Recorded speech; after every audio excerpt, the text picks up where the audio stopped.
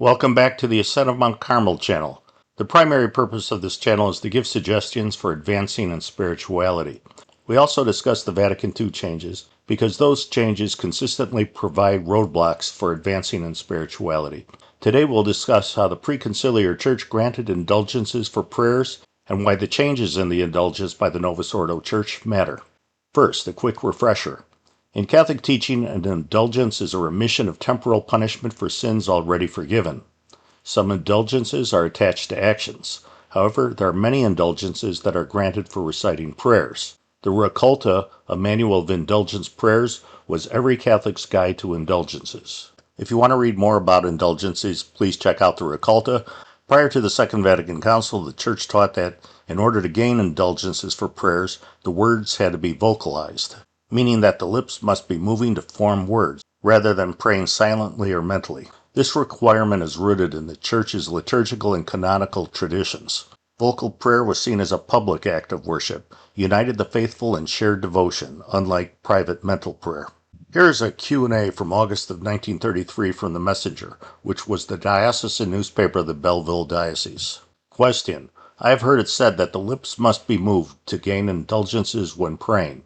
Answer: to gain indulgences on prayers, the lips must be moved to form the words. Here's a similar Q&A from the Catholic Advance later in the same year. Question: must one move his lips if he wishes to gain the indulgences attached to prayers? Answer: one must form the words with his lips. This wasn't an old-fashioned rule. It was rooted in the Church's liturgical tradition, emphasizing prayer as an external and communal act of worship. The Code of Canon Law of 1917 says, if to gain an indulgence, a general prayer for the intention of the Supreme Pontiff is prescribed, merely mental prayer does not suffice. A vocal prayer by the faithful is acceptable unless a particular one is assigned. The canon continues, for the acquisition of indulgences, it suffices that one alternately recite the prayer with a companion or mentally follow it while it is recited by the other. The Church wasn't rigid without any reason. Exceptions existed. The Raccolta allowed that for the deaf and dumb, vocal prayer was commuted for devout elevation of mind and heart. This exception shows the Church's balance of discipline and flexibility, and this was well before Vatican II.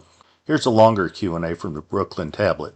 Question: is it true that 1. To gain the indulgence attached to saying the rosary, one must use the beads? 2. That your lips must move while saying it? And 3. That to gain the indulgences attached to certain prayers, the lips must move while praying them? Answer: yes to all these questions. 1. To gain the indulgences attached to saying the rosary, one must use the Blessed Rosary beads. If, however, on account of manual labor or some other reasonable cause, and the rosary cannot be held in the hand, the indulgences may be gained, provided that during the recitation of prayers the individual has the rosary on his person. 2. Since the rosary is both vocal and mental prayer, one should recite the prayers on the beads by moving his lips. And 3. Ordinarily, the indulgence prayer should be said in the vocal manner, meaning by moving the lips. This is especially required of the prayers for the intention of the Pope. Exceptions are made in regard to invocations and ejaculations. Indulgences attached to them, invocations and ejaculations, may be gained by reciting them mentally. The preconciliar guidelines to indulgences are an expression of the beauty of external devotion, like saying the rosary aloud or chanting in a Latin Mass. It's a link to our heritage and part of Catholic spirituality, where every word is a deliberate act of faith. The vocal prayer requirement reflects Catholic reverence for external acts of piety. This rule reminds us that every gesture, every word, matters in worship.